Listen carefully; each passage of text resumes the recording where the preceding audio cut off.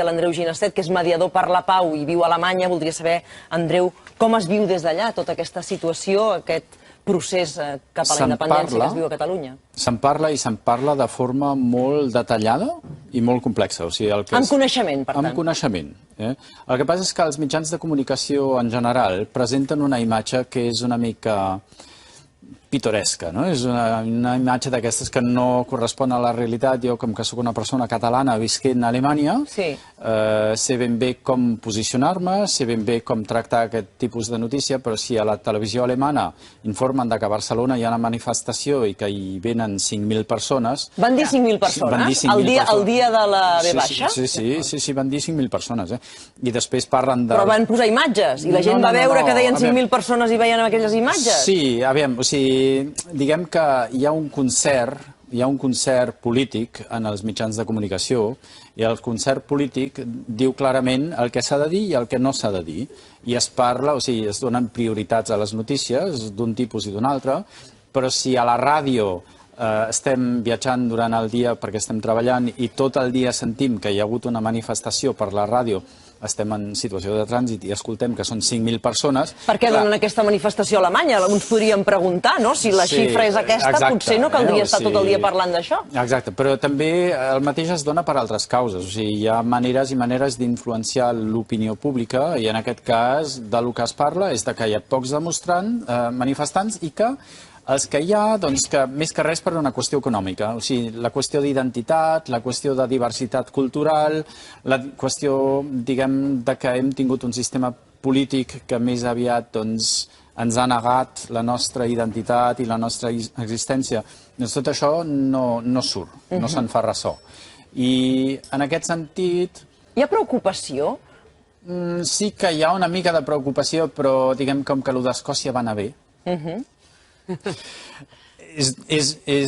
És dolent dir-ho, no? Però, diguem, nosaltres estàvem a Alemanya molt molt pendents de l'evolució del tema a Escòcia i ho hem estat discutint amb persones que són d'Escòcia en el mateix dia, en el mateix moment de la consulta a Escòcia, i hem vist que si la situació ha evolucionat envers aquesta direcció, doncs era per uns motius que són motius generals, que són motius sistèmics i que no tenen a veure amb la situació exacta de l'Escòcia ni de Catalunya, sinó que tenen a veure amb la situació en la que ens trobem com a humanitat, com a espècie, que estem un altre cop en un punt de divergència. Però la realitat d'Escòcia i la de Catalunya eren i són diferents, no? Allà els deixaven votar i van concórrer a les urnes amb absoluta tranquil·litat i llibertat, i aquí hi ha un clam social, milions de persones que surten al carrer i que de moment no es pot votar. I les persones escoceses senzillament van explicar i van entendre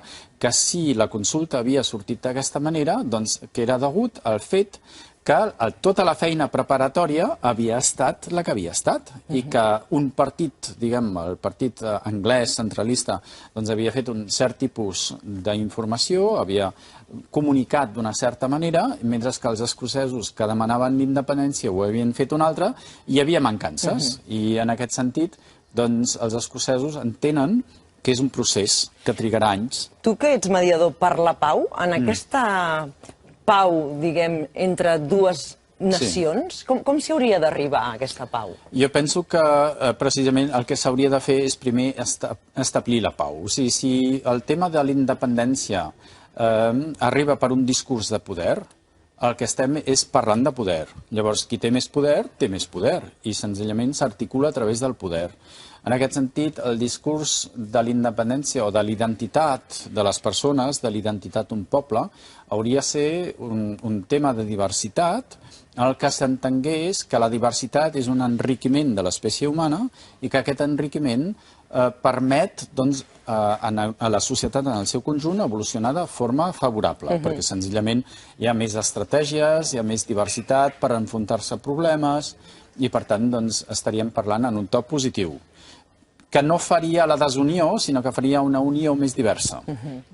Però, clar, en temps en els que el conflicte català-espanyol només és un conflicte de molts, aquest conflicte està embolcallat per tota una sèrie de conflictes que estan a punt d'esclatar. En relació amb altres conflictes que hi ha pogut haver al llarg de la història, en el moment en què, en aquest cas des de Madrid, es veu el que demana una part de la població catalana com un desafiament a l'Estat, en quin moment tu creus que hi pot haver un element ja de preocupació seriosa sobre la resposta que pugui tenir, diguem que el govern espanyol?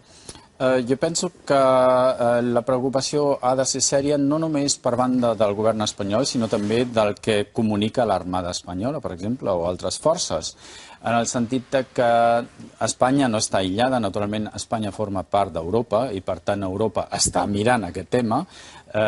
Tanmateix, jo diria que a Europa l'identitat catalana és una identitat reconeguda i que per tant per la resta d'Europa és un tema de procés i és un tema d'anys i de llarga durada, i que aquest és el primer intent, que n'hi haurà d'altres. O sigui que no és una qüestió ara de desesperar-se i dir, és que hem d'anar totes per una. No, de cap manera. O sigui, amb tota la tranquil·litat del món. Que no podem ara? Va, tranquil, sortirà una propera. No, és així, O sigui, aquest tema és un tema de llarga durada. No podem parlar-ne per motius de poder i amb solucions immediates.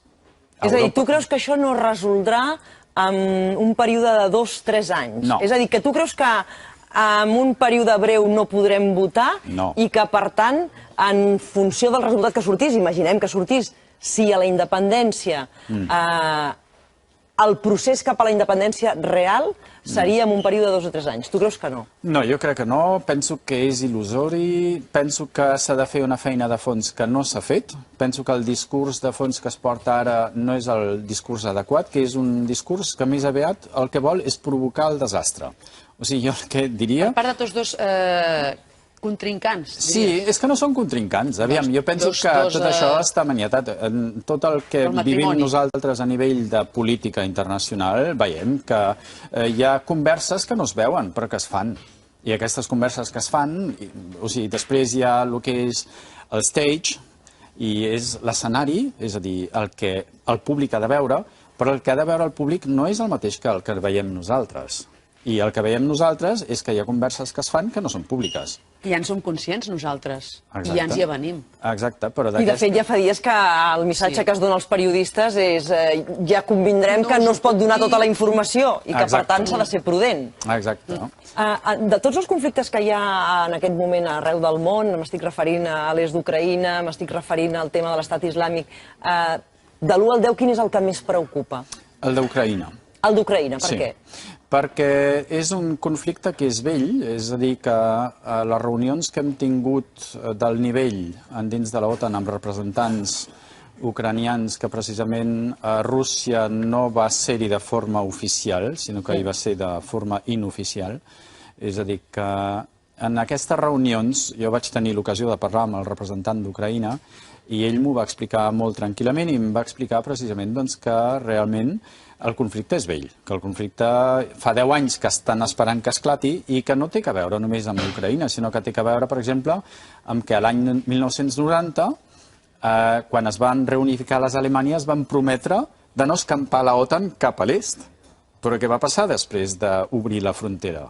O sigui, primer va ser Romania, o sigui, van ser tota una sèrie de països que feien part del Pacte de Varsòvia, que es van alinear en la línia de l'OTAN i, per tant, tot allò que es va dir l'any 90 no es va complir.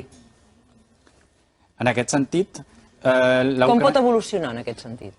Home, hem estat ja amb risc sèrio d'una guerra nuclear fa 2 anys, us ho vaig explicar. Sí, vas venir a explicar-ho. Ho vaig explicar, i la qüestió és que continuem amb el mateix tarannà. O sigui, ara mateix el que ha canviat és que jo ara tinc relació directa amb Moscou i que estic negociant jo mateix a Moscou. En aquest sentit, hi ha una evolució de la situació perquè el discurs està canviant, perquè és una qüestió d'intercanvi d'idees.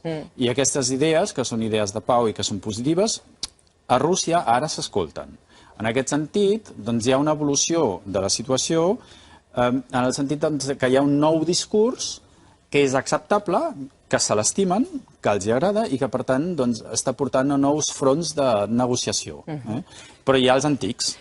I, breument, si pots, en relació amb l'estat islàmic, el grau de preocupació i l'evolució que pugui És viure molt aquest gran conflicte? perquè el tema de l'estat islàmic no s'ha de veure com un tema aïllat, sinó que tots els conflictes, o sigui, el conflicte d'Ucraïna, de l'Iraq, el conflicte qualsevol, o sigui, si hi ha un conflicte entre Pakistan i la Índia, per exemple, tots aquests conflictes són conflictes en xarxa. És a dir, que igual que la persona viu com a persona en xarxa i que la pau és un tema de xarxa, el conflicte també és un tema de xarxa. I tots els conflictes estan lligats entre ells. O sigui, si caigués alguna cosa a l'Ucraïna, cauria també a l'Iran, també cauria a l'Iraq, també cauria...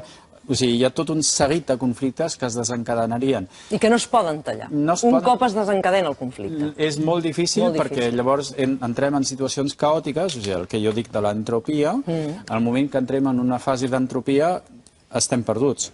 I el problema que tenim realment és que ara mateix el conflicte amb l'estat islàmic és un conflicte també antic, o sigui, vell, perquè una administració prèvia a la d'Obama va fer certes coses i d'aquesta administració van sortir certs incentius. Aquests incentius ara es declaren d'aquesta manera. Però és que no és només, per exemple, doncs, el grup d'interès americà que hi té la mà posada, també hi ha els russos, naturalment, també hi ha els països àrabs, o sigui, el que és Aràbia Saudita, tots els grups d'interès poderosos, i hem de veure que la xarxa de conflictes té un mirall dins de les xarxes del gas i del petroli. Aviam, no es poden deslligar els temes. No volem deslligar temes, hem d'acabar, sempre se'ns fa curt parlar amb tu, sempre és molt interessant escoltar-te. Vens cada 2 anys i fes-nos-ho saber, tenim molt interès en saber com estarem, sobretot Catalunya, d'aquí a 2 anys, Andreu. Gràcies. Estarem en contacte, moltes gràcies per ser avui.